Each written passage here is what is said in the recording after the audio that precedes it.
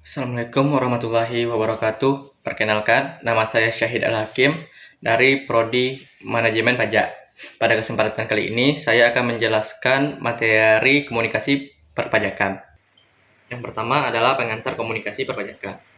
Komunikasi perpajakan merupakan proses penyimpanan informasi yang berkaitan dengan kewajiban otoritas pajak kepada wajib pajak.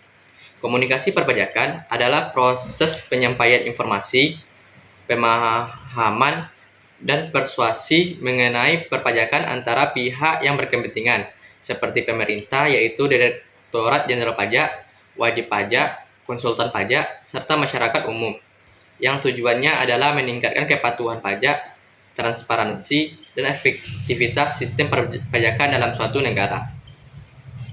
Yang kedua adalah teori komunikasi perpajakan. Yang pertama adalah teori agenda setting yang dikemukakan oleh MC, Com, dan Shaw. Teori ini membahas bagaimana media massa mempengaruhi persepsi publik dengan menentukan isu-isu yang dianggap penting. Media dapat berpengaruh terhadap cara pandang masyarakat. Jika media hanya menyoroti kasus korupsi pajak, masyarakat bisa semakin enggan membayar pajak. Oleh karena itu, perlu pemberitahuan yang juga menunjukkan manfaat pajak bagi pembangunan. Yang kedua, teori persuasi yang dikemukakan oleh Petty dan Cacipo. Teori persuasi digunakan untuk membangun kepercayaan dan motivasi keputusan wajib pajak. Dalam teori persuasi, ada dua cara menerima pesan. Yang pertama adalah jalur sentral. Orang yang paham pajak akan memproses informasi secara mendalam. Yang kedua yaitu jalur privat. Orang yang kurang tertarik pajak lebih mudah dipengaruhi oleh visual menarik atau tokoh yang terkenal. Strategi komunikasi pajak harus sesuai dengan siapa yang menjadi targetnya. Yang ketiga, teori difusi inovasi yang dikemukakan oleh Alfred Roger. Teori ini digunakan untuk memperkenalkan teknologi baru dalam sistem perpajakan, seperti e-filing, e-billing, atau aplikasi perpajakan digital lainnya. Pajak terus berkembang, misalnya dengan menggunakan e-filing atau pajak digital. Ada orang yang cepat menerima perubahan, dan ada pula orang yang lambat menerima perubahan. Pemerintah harus menyesuaikan cara komunikasi agar dapat diterima oleh masyarakat secara efektif. Materi selanjutnya adalah peran komunikasi dalam kepatuhan pajak. Yang pertama, menyediakan informasi yang mudah diakses dan dipahami oleh wajib pajak. Penggunaan media dalam komunikasi perpajakan dapat membantu penyebaran informasi yang dapat menjangkau berbagai lapisan masyarakat. Yang kedua, mengedukasi wajib pajak tentang manfaat membayar pajak. Menjelaskan manfaat membayar pajak agar masyarakat lebih sadar akan kewajibannya untuk membayar pajak. Yang ketiga, membangun kepercayaan antara otoritas pajak dan wajib pajak. Interaksi yang transparan antara otoritas pajak dan wajib pajak dapat meningkatkan kepercayaan dan kepatuhan pajak wajib pajak. Selanjutnya adalah tantangan dalam komunikasi perpajakan. Yang pertama adalah kompleksitas bahasa. Peraturan perpajakan seringkali menggunakan istilah teknis dan bahasa hukum yang sulit dipahami oleh masyarakat awam.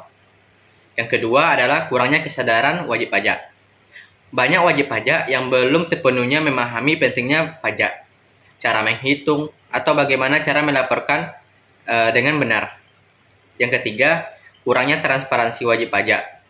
Mungkin merasa kurang mendapatkan informasi yang jelas tentang bagaimana pajak mereka digunakan, yang dapat menurunkan kepercayaan terhadap sistem perpajakan di suatu negara. Nah, ada beberapa cara yang dapat kita lakukan untuk meningkatkan efektivitas komunikasi dalam perpajakan. Yang pertama, menggunakan bahasa yang mudah dipahami. Komunikasi pajak harus menggunakan bahasa yang sederhana, jelas, dan bebas dari istilah teknis yang membingungkan. Hal ini dapat membantu wajib pajak untuk memahami kewajiban mereka dengan lebih baik. Yang kedua, meningkatkan kesadaran dan edukasi pajak. Sosialisasi dan edukasi perlu ditingkatkan melalui berbagai media, seperti seminar, kampanye digital, dan program edukasi di sekolah ataupun perguruan tinggi. Ini membantu untuk meningkatkan kepatuhan wajib pajak secara sukarela.